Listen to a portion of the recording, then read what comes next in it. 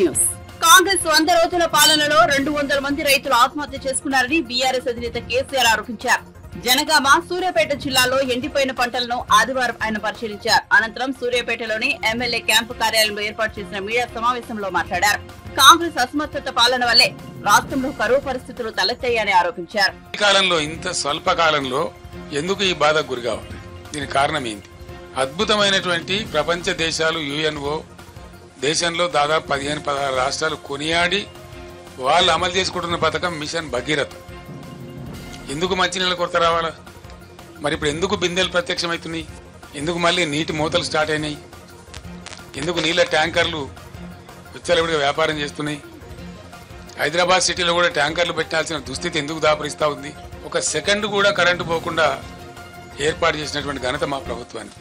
ఆనాడు కరెంటు పోతే వార్త, ఇలా కరెంటు ఉంటే వార్త అని కాడికి వచ్చింది. సప్లై చేసిన ఒకే ఒక్క రాష్ట్రం భారతదేశంలో తెలంగాణ. మరి ఆ రాష్ట్రానికి ఏం చెదలు పట్టింది? ఇలా 100 రోజులలో ఇంత అస్తవ్యస్తమైంది. ఉన్న వ్యవస్థ ఉన్నట్టు జరిగించలేని అసమర్థత ఏంది? కట్టిన ఇల్లు పెట్టిన పోయి కదా, దాన్ని నడిపించే తెలివి కూడా లేకపోతే ఎట్లా? ప్రభుత్వం యొక్క అసమర్థత, అవివేకం, తెలివి తక్కువతనం, అవగాహన రాహిత్యం, దేన్ని ఎట్లా వాడానో తెలియనటువంటి ఒక అర్భకత్వం మనకు స్పష్టంగా కనపడతా ఉంది. ఉన్న కరెంటును వాడుకోవడానికి తెలివి లేదు, ఉన్న మిషన్ భగీరథ వాడుకునే తెలివి లేదు.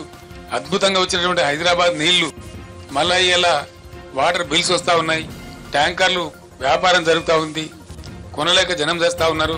మళ్ళా జనరేటర్లు, ఇన్వర్టర్లు, కన్వర్టర్లు వస్తూ ఉన్నాయి, మళ్ళా స్టెబిలైజర్లు కొనుక్కునే పరిస్థితి వస్తూ ఉంది. హైదరాబాద్ను పవర్ ఐలాండ్ సిటీగా మార్చినాం మనం. మరి ఇంత ఉజ్వలంగా తయారైనటువంటి పవర్ సిస్టమ్ ఎందుకు ఈరోజు ఇబ్బంది పడతా ఉంది? ఇది పరిపాలకుల అసమర్థత అవునా కాదా? దయచేసి మీరే ఆలోచన చేయాలి. ఇలా రాజకీయాల కోసం తీరికలున్నాయి కానీ ప్రజల అవసరాల కోసం తీరికలు లేవు. రైతు బంద్ చేయడానికి తీరిక లేదు. 14-15 టీఎంసీల వాటరు ఇప్పుడు కూడా సాగర్లో వాడుకోగలిగే పరిస్థితి ఉంది. ఆనాడు కూడా ఈ బుడముండ కేఆర్ఎంబి ఉండే. కేఆర్ఎంబి అంటే ఎవడండి? వాడు మన సూపర్ బాసా? వాడు 2 రాష్ట్రాల మధ్య నీటి పంపిణీకి సమన్వయకర్త గంతే. వానికి అప్పచెప్పి టోటల్ ప్రాజెక్ట్ ను తెలివి తక్కువగా, తెలివిహీనంగా ఆ కేంద్ర మంత్రి తీయగపుల్లగా మాట్లాడితే కేఆర్ఎంబి చేతుల మొత్తం అధికారాన్ని అప్పచెప్పి ఇలా నాగార్జున సాగర్ కట్ట మీదకి ఎక్కలేనటువంటి దుస్థితిని తీసుకొచ్చిన అసమర్థ ప్రభుత్వం ఎవరండి? ఇవాళ ఎందుకు 1,00,000 ఎకరాలు ఎండిపోయింది సాగర్ కింద? ఎందుకు అల్లాడుతున్నది రైతాంగం?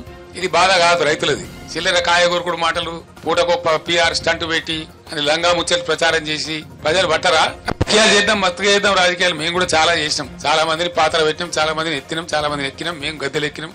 10 సంవత్సరాలు మేము కూడా పరిపాలన చేసినాం. అదంతా పెద్ద గొప్ప విషయం కాదు. అధికారం వస్తూ ఉంటది, పోతా ఉంటది, నథింగ్ గ్రేట్ అబౌట్ ఇట్. కానీ ప్రజలు ఎక్కడ పోవాలి? నీ రాజకీయం, నా రాజకీయం అంతా ప్రజలు కదా, ముఖ్యంగా రైతాంగం కదా, గ్రామాలు కదా. పట్టుగొమ్మల్లాగా ఉన్న పల్లె సీమలలో ఎలా బోరు బండ్ల హోరు వినిపిస్తా ఉన్నది. బంద్ అయినాయి బోరు బండ్లు. గత 8 ఏళ్లుగా బోరు బండి కనవల్లే. పాత అక్కంపల్లి మీదనే ఆధారపడకుండా 1450 కోట్లతో మేము సుంకిశాల ప్రాజెక్ట్ కూడా మంజూరు చేసినాం. అది కూడా ఆల్మోస్ట్ దగ్గర పడ్డది. 70-75% పనులు అయిపోయినాయి. మా ప్రభుత్వం పోయే నాటికే సాగర్లో పూర్తి స్థాయి నీటి మట్టం వాడుకునేటువంటి పరిస్థితి ఉంటుంది. 100 టీఎంసీలు ఉంటుంది. కాబట్టి ఇవి ఏం చేయకుండా, ఇవి ఏం పట్టించుకోకుండా, దీని మీద సమీక్షలు లేకుండా, అడగోలు మాటలు, అడగోలు పిచ్చి ప్రచారాలు చేసుకుంటా ఎంతసేపు విపక్షాన్ని బదనాం చేయాలి, గత ప్రభుత్వాన్ని బదనాం చేయాలనే ఒక చిల్లర, చాలా చీప్ టాక్టిక్స్ తప్ప ఏం కనపడతలేదు. రాలవాన వాడికి అడిగే దిక్కు లేదు. ఓ మంత్రి ఓడు, ఓ ఎమ్మెల్యే ఓడు, దొంగలు కదా ముఖం సాటేసినట్టు. ముఖ్యమంత్రికి అయితే పట్టేలేదు, ఢిల్లీ యాత్రలే సరిపోతాయి. ఎమ్మెల్యేలు ఓరు, ఎంపీలు ఓరు, మంత్రులు ఓరు, అధికారుల బృందాలు పంపించారు. మేము ఒక్కటే మాట చెప్తాను, ఇవాళ ఏది ఏమైనా సరే, రణరంగమైనా సరే ఈ ప్రభుత్వాన్ని మెడలు వంచుతాం, వదిలిపెట్టాం ఎట్టి పరిస్థితులలో, ఎట్ ఎనీ కాస్ట్. ఒక మహాసముద్రం అంత పార్టీ బీఆర్ఎస్ పార్టీ ఉంది, ఊరుకోదు. ఎట్టి పరిస్థితులలో 100కు 100% రైతుల పక్షాన పోరాటం చేస్తాం. ఖచ్చితంగా ప్రభుత్వాన్ని నేను డిమాండ్ చేస్తాను. ఇలా సూర్యాపేట నుంచి ఈ ఎండిపోయిన పంటలకు మీరే ఎండబెట్టిండ్రు కాబట్టి, మీ అసమర్థత వల్ల ఎండగొట్టిండ్రు కాబట్టి వెంటనే జిల్లా కలెక్టర్లకు ఆదేశాలు ఇచ్చి ఎన్యూమరేట్ చేయించాలి. ఇలా 25,000 రూపాయలు నష్టపరిహారం ప్రతి రైతుకు ప్రతి ఎకరాకు చెల్లించాలి. చేసేంత వరకు మిమ్మల్ని వేటాడతాం, వెంటాడతాం, ధర్నాలు చేస్తాం, నిద్రపోనీయం. ఎక్కడికక్కడ మీ మంత్రులు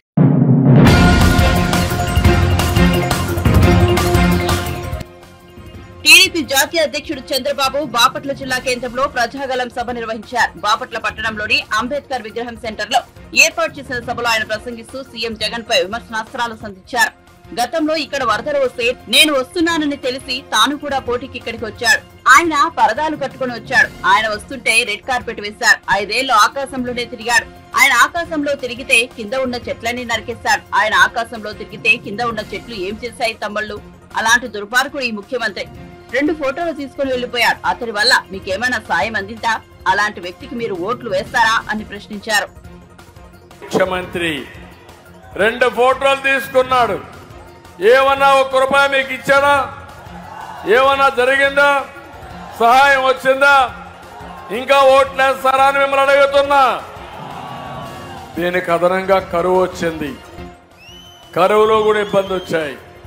కనీసం వేసవిలో తాగేదానికి నీళ్లివ్వని అసమర్థ ముఖ్యమంత్రి ఈ జగన్మోహన్ రెడ్డి.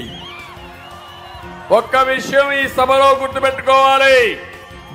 మా తమ్ముళ్ళు ఎక్కడ పోయినా ఇదే సీన్. నాకు తమ్ముళ్ళు ఆకాశంలోకి ఎగురుతున్నారు. తెలుగుదేశం పార్టీ జెండా ఎగరేస్తున్నారు. ఈ రోజు ఈ సందర్భంగా తెలుగుదేశం నాయకుల్ని, కార్యకర్తల్ని, జన సైనికుల్ని, బీజేపీ నాయకుల్ని, కార్యకర్తల్ని మనస్ఫూర్తిగా అభినందిస్తున్నా. పోటీ పడి వచ్చారు, పోటీ పడి జెండలు పట్టుకొచ్చారు. మీ ఉత్సాహం చూస్తే ఇక ఈ 3 పార్టీలకు అన్స్టాపబుల్, ఎవ్వరు స్టాప్ చేయలేరు. నమ్మకమైన తమ్ముళ్ళు అని మిమ్మల్ని అడుగుతున్నా.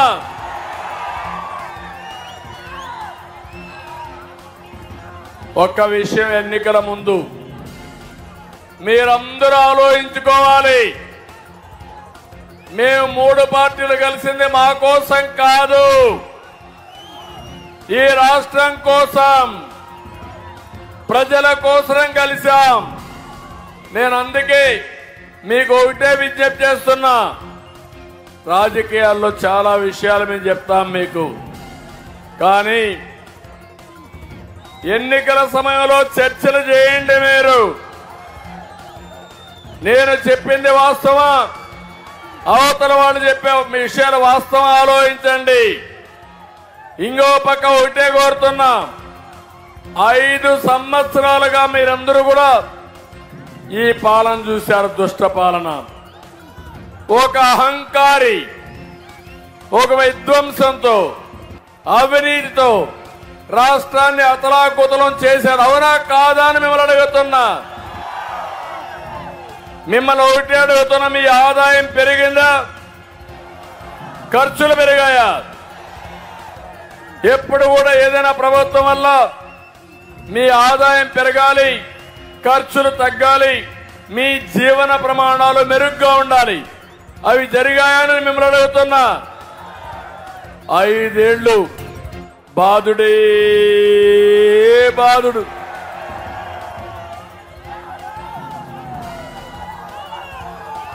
తొమ్మిది సార్లు కరెంటు ఛార్జీలు పెంచారా లేదా? కరెంటు ఛార్జీలు పెరిగాయి, పెట్రోల్ డీజిల్ పెరిగింది, ఆర్టీసీ రేట్లు పెరిగాయి, నిత్యావసర వస్తువుల ధరలు పెరిగాయి, పన్నులు పెరిగాయి, ఆస్తి పన్ను పెరిగింది, కడాన చెత్త మీద కూడా పన్నేసిన ముఖ్యమంత్రి నా జీవితంలో ఎప్పుడూ చూడలేదు. ఇంకో పక్క వేధింపులు పెరిగాయి. ఈరోజు నేను అది కూడా చెప్తాను. వేగేసిన నరేంద్ర వర్మ గారు ఎలాంటి వాడో, ఇక్కడుండే ఎమ్మెల్యేగా వైఎస్ఆర్ కాంగ్రెస్ పార్టీ ఎలాంటి వాడో మీరే బేరీ చేసుకునే సమయం వస్తుంది. ఇవన్నీ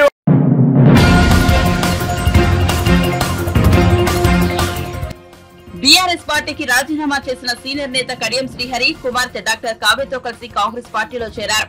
ముఖ్యమంత్రి రేవంత్ రెడ్డి, పార్టీ రాష్ట్ర వ్యవహారాల ఇన్ఛార్జ్ దీపాదాస్ మున్షి వారికి కండువా కప్పి పార్టీలోకి సాధారణంగా ఆహ్వానించారు. గతేడాది జరిగిన అసెంబ్లీ ఎన్నికల్లో బీఆర్ఎస్ ఓటమి పాలైన తరువాత పార్టీ నుంచి వలసలు ప్రారంభమయ్యాయి. పార్టీలో సీనియర్ నేతలు అయిన కడియం శ్రీహరి, కేకే వంటి నేతలు పార్టీని వీడటం అన్నిటికంటే ఎక్కువ సంచలనమైంది. మరీ ముఖ్యంగా కడెం కావ్యను వరంగల్ లోక్సభ అభ్యర్థిగా బీఆర్ఎస్ ప్రకటించింది. అయితే దానిని కాదనుకొని మరి ఆమె పార్టీని వీడి కాంగ్రెస్ లో చేరడం సంచలనమైంది. పార్టీకి రాజీనామా చేస్తూ పార్టీ అధినేత కేసీఆర్ కు లేఖ రాసిన కావ్య ఫోన్ ట్యాపింగ్, కుంభకోణాలు, అవినీతి ఆరోపణలు వంటివి పార్టీ ప్రతిష్టను దిగజార్చాయని, దీనికి తోడు లోక్సభ అభ్యర్థులైన తనతో నేతలు ఎవరూ కలిసి రావడం లేదని ఆరోపించారు. కాగా జీహెచ్ఎంసీ మేయర్ కేకే కుమార్తె విజయలక్ష్మి కాంగ్రెస్ తీర్థం పుచ్చుకున్నారు. బీఆర్ఎస్ నుంచి మరికొందరు నేతలు పార్టీని వీడేందుకు సిద్ధంగా ఉన్నట్లు తెలుస్తోంది.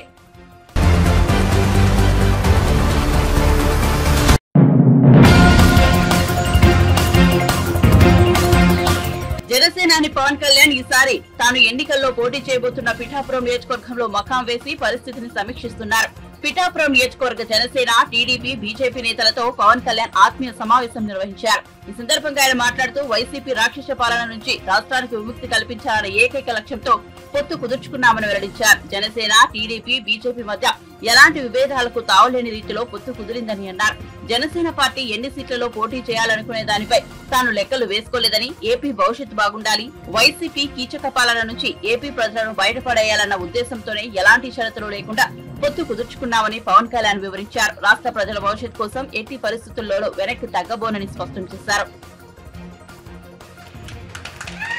మనస్ఫూర్తిగా, ఎందుకంటే ప్రతి నాయకుడితోటి మనకి ఇష్టపడే అంశాలు ఉంటాయి, విభేదించే అంశాలు ఉంటాయి. ఆయనతో నాకు విభేదించే అంశాలు తక్కువ, సమ్మతి తెలిపే అంశాలు ఎక్కువ నాకు. కాకపోతే ఒకసారి సహకారం సంఘర్షణ మధ్యలో సరైన మాట తీరు లేకపోతే, సరైన మనం కూర్చొని సమన్వయపరిచే వ్యక్తులు లేనప్పుడు కొంచెం ఇబ్బంది గురవుతుంది. 2014 కూడా ఆ రోజు నేను ఏ కండిషన్స్ లేకుండా, ఒక్క పదవి ఆశించకుండా, ఏం ఆశించకుండా అన్కండిషనల్గా తెలుగుదేశం పార్టీ, మన భారతీయ జనతా పార్టీ గెలవాలని చెప్పి జనసేనని పెట్టి కూడా అప్పటికి ఒక 10 మందిని అభ్యర్థులు నిలబెట్టగలిగే స్థాయిలో ఉండి కూడా ఎందుకు పెట్టలేదంటే సంపూర్ణంగా నా స్థాయి నుంచి సంపూర్ణంగా గెలవాలి, మీరందరూ అలయన్స్ బాగుండాలి, అలయన్స్ బాగుంటే ఆటోమేటిక్గా మేము బాగుంటామని ఆలోచనతో 2014లో మనస్ఫూర్తిగా రోజున ఒక్క పదవి ఆశించకుండా తెలుగుదేశం పార్టీ మన భారతీయ జనతా పార్టీకి చేసి పెట్టాను. ఆ రోజు మొన్న జైల్లో ఉన్నప్పుడు చాలా అకారణంగా ఆయన జైల్లో పెట్టినప్పుడు, ఎలాంటి విషయం లేకుండా జైల్లో పెట్టినప్పుడు నాకు చాలా బాధ కలిగింది. ఆయన వెళ్తా ఉంటే చాలామంది రోడ్డు మీద అన్న ఆయన్ని బంధించేశారన్న, ఆయన కూర్చోబెట్టి జైలు నుంచి బయటికి తీసుకురండి అన్న అని చెప్పి ప్రతి ఒక్క తెలుగుదేశం తమ్ముడు నా దగ్గరికి వచ్చి దారి పొడుగుతో మాట్లాడుతుంటే చాలా కదిలించేసింది. ఇది నేనేం కోరుకుంటానంటే, మనందరి మధ్య మనం విభిన్నమైన పార్టీలకు చెందిన వ్యక్తులం కావచ్చు, కానీ మనందరం కలిసి భారతదేశానికో ఆంధ్రప్రదేశ్, మనం ఉంటున్న ఆంధ్రప్రదేశ్కో మనం పని చేసుకోవడానికి వచ్చాం. మనందరికీ ఏకాభిప్రాయం లేకపోవచ్చు అన్ని విషయాల మీద, కానీ ఎక్కువ శాతం ఏకాభిప్రాయం ఉండేలాగానే మనం ప్రయత్నాలు జరుగుతూ ఉంటాయి. ఈ పొత్తు కూడా అలాంటిదే. అన్నీ మనం ఏకీభవించాల్సిన అవసరం లేదు, అన్నీ మనం కూర్చొని యాక్సెప్ట్ చేయాల్సిన అవసరం లేదు, కానీ ఎక్కువ శాతం 70-80% అందరం ఏకీభవించే పరిస్థితులే ఉంటాయి. నాకు ఎదుగుదల ఉండి కూడా ఎందుకు నన్ను నేను కుదించుకొని 25 స్థానాలకు ఎందుకు కుదించుకున్నానంటే, మీ దగ్గర బలమైన స్ట్రక్చర్ ఉంది తెలుగుదేశం పార్టీకి. మేము స్ట్రక్చర్, మా దగ్గర యువత బలం ఉంది, మా దగ్గర కొట్లాడే బలం ఉంది, మా దగ్గర కొట్లాడే శక్తి ఉంది. నేను మా యువత అందరికీ చెప్తుంటాను, మా మహిళా నాయకులు వాళ్ళందరికీ చెప్తుంటాను, మా నాయకులందరికీ చెప్తుంటున్నాం, భారతీయ జనతా పార్టీని చూసి కానీ తెలుగుదేశం పార్టీని చూసి కానీ మనం నేర్చుకోవాల్సింది, ఒక ఇంతమంది జనసందోహాన్ని ఒక స్ట్రక్చర్లో ఎలా పెట్టాలి అనేది మీ రెండు పార్టీలను చూసి నేర్చుకోవాలి. తెలుగుదేశం పార్టీని చూసి పదే నేను చెప్తా ఉంటాను. ఎందుకంటే ఎవరైనా సరే నేర్చుకోవడం మీద, ఎవరి దగ్గర ఇచ్చిన పాఠాలు నేర్చుకోవడానికి జనసేన మేమందరం సంసిద్ధంగా ఉంటాం. ముఖ్యంగా ఆయన జైల్లో పెట్టినప్పుడు నేను వెళ్ళాను లోపలికి. నా దగ్గర నాకు పెద్ద ఆలోచన ఏం లేదు. ఆయన జైల్లో వెళ్ళినప్పుడు ముఖ్యమంత్రి, ఉమ్మడి రాష్ట్ర ముఖ్యమంత్రి, ఒక మహానగరాన్ని ఆయన మేధస్సుతోటి, ఆయన ఆలోచన విధానంతో, ఎందుకు నాకు తెలుసు ఒక పార్టీని నడపడం ఎంత కష్టమో, అలాంటిది ముఖ్యమంత్రిగా ఉండి ఒక మాదాపూర్ లాంటి ఒక హైటెక్ సిటీని ఆయన కూర్చొని రూపకల్పన చేశారు, 2020 విజన్ అని. అలాంటి వ్యక్తి ఎక్కడో మన రాజమండ్రి జైల్లో కూర్చొని ఉంటే నాకు చాలా బాధ కలిగింది. లోపలికి వెళ్ళి మొత్తం అన్ని ఆ సెక్యూరిటీ మెజర్స్ అన్ని తట్టుకొని లోపలికి వెళ్ళి ఆయన చూస్తుంటే ఒకప్పుడు అందరికీ ఈయన్ని జేజేలు పట్టిన ముఖ్యమంత్రి గారికి ఇలాంటి దుస్థితి కలిగింది. నేనేం చేయగలను?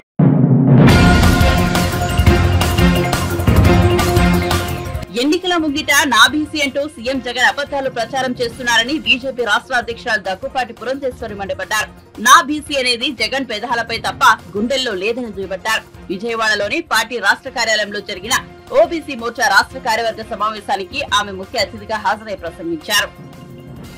నేపథ్యంలో నిజంగా ఈ ప్రభుత్వం కొనసాగాల, ఆ ముఖ్యమంత్రి ఉండాలా అక్కడ.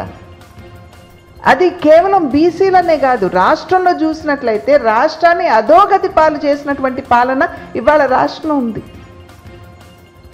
అప్పుల ఊబిలోకి నెట్టివేశారు. 12.5 లక్షల కోట్ల రూపాయల అప్పు భారం ఇవాళ ప్రతి తెలుగువాడి నెత్తిన ఉన్నది.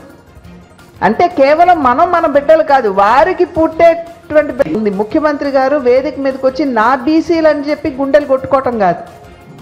నీ గుండె నిజంగా బీసీల కోసం కొట్టుకోవాలి, కానీ నీ గుండె చప్పుడులో ఎక్కడా కూడా బీసీలకి ఆ ప్రాధాన్యత కావచ్చు, లేకపోతే వారి పట్ల ఒక రకమైనటువంటి సానుభూతి అనేది లేనటువంటి నేపథ్యంలో నిజంగా ఈ ప్రభుత్వం కొనసాగాల, ఆ ముఖ్యమంత్రి ఉండాలా అక్కడ. అది కేవలం బీసీలనే కాదు, రాష్ట్రంలో చూసినట్లయితే రాష్ట్రాన్ని అధోగతి పాలు చేసినటువంటి పాలన ఇవాళ రాష్ట్రంలో ఉంది. అప్పుల ఊబిలోకి నెట్టివేశారు. 12.5 లక్షల కోట్ల రూపాయల అప్పు భారం ఇవాళ ప్రతి తెలుగువాడి నెత్తిన ఉన్నది.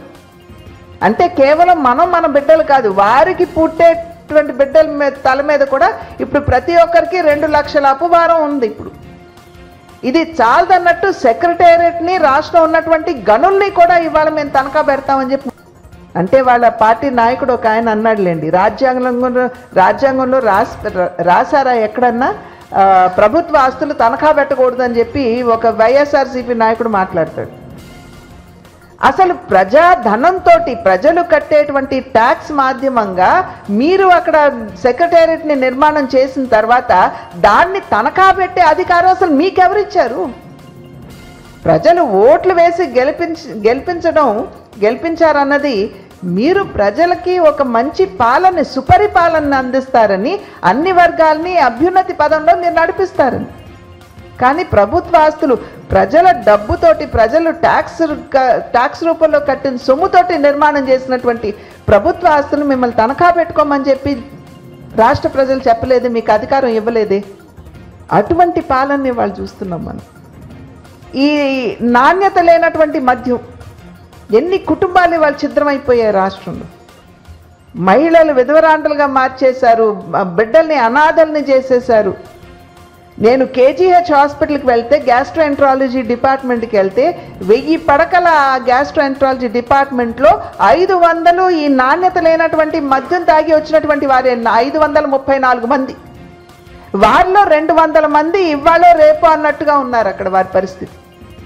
ఆ 200 కుటుంబాలు కాదు కదా, రాష్ట్రంలో నాణ్యత లేనటువంటి మద్యాన్ని తాగి కుటుంబాలు ఛిద్రమైపోతే ఆ కుటుంబాలకి ఎవరు సమాధానం చెప్పేది? రాష్ట్ర ముఖ్యమంత్రి మీద బాధ్యత లేదా?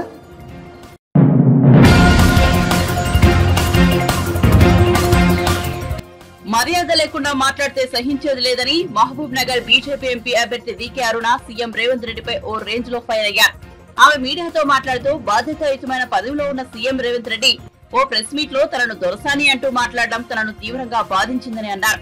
ఓ మహిళను పట్టుకుని అగౌరవంగా మాట్లాడుతున్న సీఎం ను ప్రజలు గమనిస్తున్నారని హితవు పలికారు. ఇక నుంచి వ్యక్తిగత దూషణలకు దిగితే ఏమాత్రం సహించేది లేదని స్ట్రాంగ్ వార్నింగ్ ఇచ్చారు. తన గురించి మాట్లాడే కనీస అర్హత రేవంత్ రెడ్డికి లేదంటూ ఫైర్ అయ్యారు. ప్రజలతో మమేకమై నడిచిన పాదయాత్రలు చేసి ప్రాజెక్టులను తీసుకొచ్చిన పాలమూరు జిల్లాకి ఆనాడు రాజశేఖర రెడ్డి గారితో కొట్లాడి ఈ ప్రాజెక్టులకు నీళ్లు ఇప్పించిన కిరణ్ కుమార్ రెడ్డి చేతుల మీదుగా వీటన్నిటినీ ప్రారంభం చేపించిన నువ్వెక్కడున్నావు? ఆనాడు మీ క్యాండిడేట్ ఎక్కడున్నాడు? నువ్వు ఎక్కడున్నావు? పనిచేసిన జిల్లాలో ఏమైనా ప్రాజెక్టుల కోసం? మాటలు చెప్తే సరిపోదు, ప్రజలు కూడా నమ్మేలాగా ఉండాలి. ఏదైనా మాట్లాడితే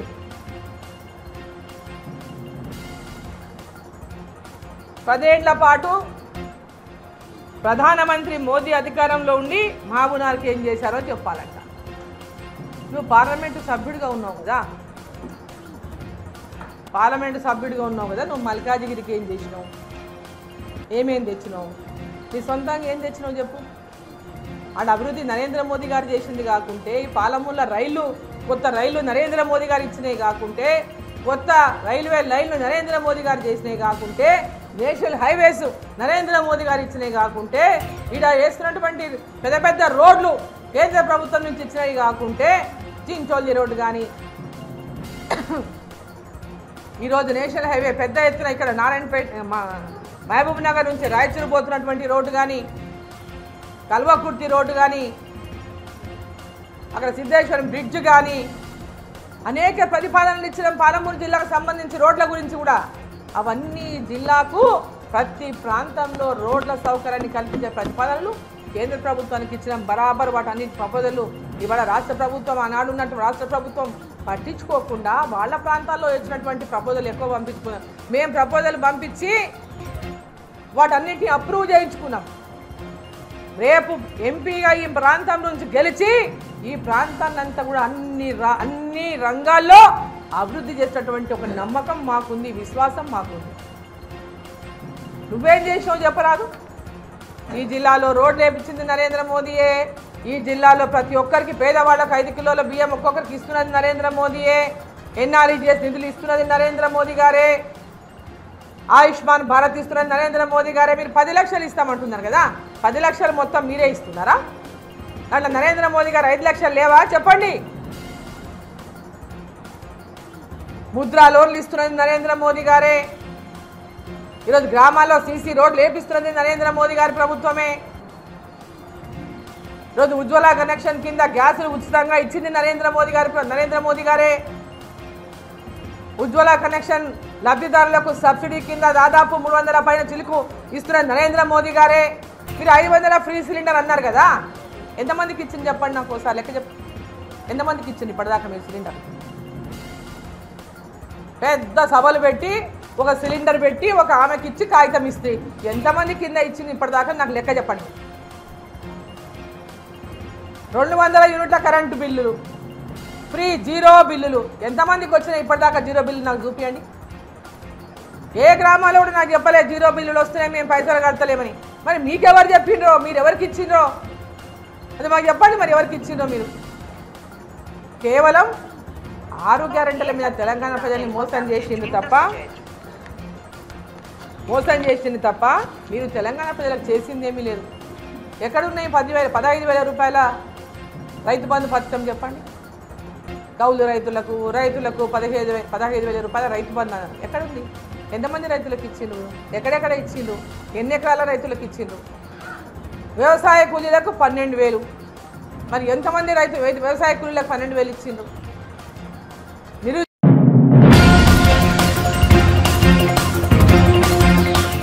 అన్నమయ్య జిల్లా రాజంపేట లోక్సభ స్థానంలో ఈసారి ఎన్నికల వేడి మామూలుగా ఉండబోదన్న సంకేతాలు వినిపిస్తున్నాయి. YCP sitting MP Mithun Reddy ఈసారి కూడా రాజంపేట బరి నుంచే పోటీ చేస్తున్నారు. అయితే మిథున్ రెడ్డికి పోటీగా కూటమి అభ్యర్థిగా బీజేపీ నేత మాజీ సీఎం నల్లారి కిరణ్ కుమార్ రెడ్డి బరిలో దిగడంతో వాతావరణం వేడెక్కింది. తాజాగా కిరణ్ కుమార్ రెడ్డి విమర్శలతో మరింతగా అగ్గిరాజుకుంది. చిన్న కాంట్రాక్టులతో పెద్దిరెడ్డి కుటుంబం ప్రస్థానం మొదలుపెట్టింది. పెద్దిరెడ్డి రామచంద్రారెడ్డి, మిథున్ రెడ్డి రాజకీయాలను డబ్బు సంపాదన కోసమే పూర్తిగా వినియోగించుకుంటున్నారు. ఈ 10 ఏళ్లలో ప్రభుత్వ ధనాన్ని, ప్రజల ధనాన్ని లూటీ చేయడం తప్ప వీళ్ళు చేసిందేమీ లేదు. రాజకీయాన్ని ఒక వ్యాపారంలో తయారు చేసుకున్నారు. ఆంధ్ర లిక్కర్ స్కామ్ ముందు ఢిల్లీ లిక్కర్ స్కామ్ చాలా చిన్నదని కిరణ్ కుమార్ రెడ్డి వ్యాఖ్యానించారు. ఇక్కడ జరుగుతున్న అంశాలు నేను చెప్పనవసరం లేదు. పెద్దిరెడ్డి కుటుంబం ఒక చిన్న కాంట్రాక్టర్గా మొదలైన కుటుంబం. ఆయన రాజకీయాల్లోకి వచ్చినాక బినామీ పేర్లు పెట్టి ఆ కంపెనీలు చేస్తున్న కాంట్రాక్టులు పని మొదలు పెట్టారు. ప్రభుత్వంలో ఉంటూ, ప్రభుత్వంలో భాగస్వామ్యమైతూ, రాజకీయాల్లో భాగస్వామ్యమైతూ వాల్యుయేషన్ని తారుమారు చేస్తూ, మ్యానిపులేట్ చేస్తూ, లేక డబ్బు సంపాదనే, రాజకీయాన్ని డబ్బు సంపాదన కోసమే ఆయన పూర్తిగా వినియోగించుకున్న వ్యక్తి పెద్దిరెడ్డి రామచంద్రారెడ్డి గారు, మిథున్ రెడ్డి గారు, లేక ద్వారకనాథ్ రెడ్డి గారు. వీళ్ళు మొట్టమొదట ప్రజలను హింసించలేదు. వీళ్ళు కాంట్రాక్ట్స్ ద్వారా డబ్బులు సంపాదన అంటే ప్రభుత్వాన్ని మాత్రమే మోసం చేస్తూ వచ్చారు. ప్రభుత్వాన్ని ఎట్లా కొల్లగొట్టాలి, మ్యానిపులేట్ ఎట్లా చేయాలి, బిల్లులు ప్రజలకు నొప్పి తగలేదు.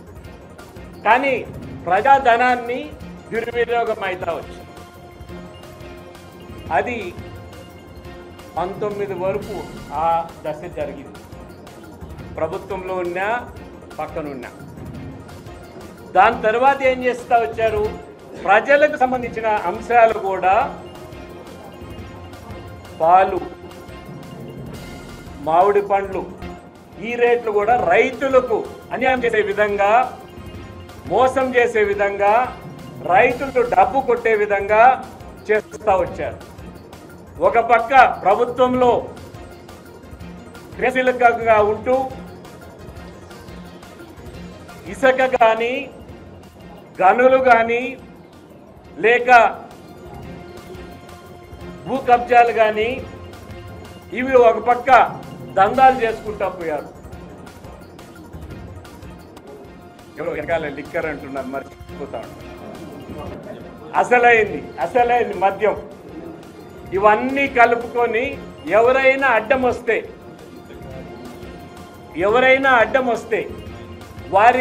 వాళ్ళని అణిచివేసేదానికి పోలీసుని వినియోగించుకొని దొంగ కేసులు పెడతా, ప్రజలను హెరాస్ చేస్తా, ఒక్కొక్క కాన్స్టిట్యున్సీలో వేల కేసులు, దొంగ కేసులు, ఇబ్బందులకరం చేస్తూ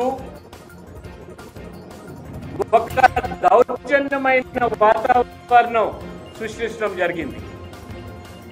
ఇది ఏ స్థాయికి వెళ్ళిపోయిందంటే ఇలా మ్యానిపులేషను, కాంట్రాక్టుల నుంచి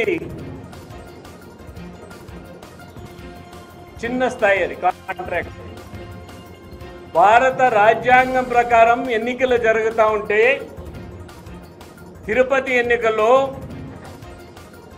35,000 దొంగోట్లు మ్యానిపులేట్ చేసే విధానికి చేరిపోయింది. ఇది ఏదైతే ఎపిక్ కార్డ్స్ అంటారో, ఎలక్టర్స్ ఫోటో ఐడెంటిటీ కార్డ్స్, 35,000 కార్డులను కేవలం తిరుపతి బై ఎలక్షన్లో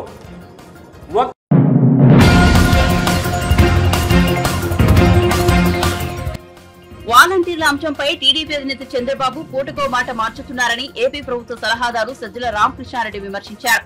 ఏపీలో ఎన్నికల కోడ్ కారణంగా వాలంటీర్లు పెన్షన్లు పంపిణీ చేయరాదని ఈసీ ఆదేశాలు జారీ చేయడం తెలిసిందే.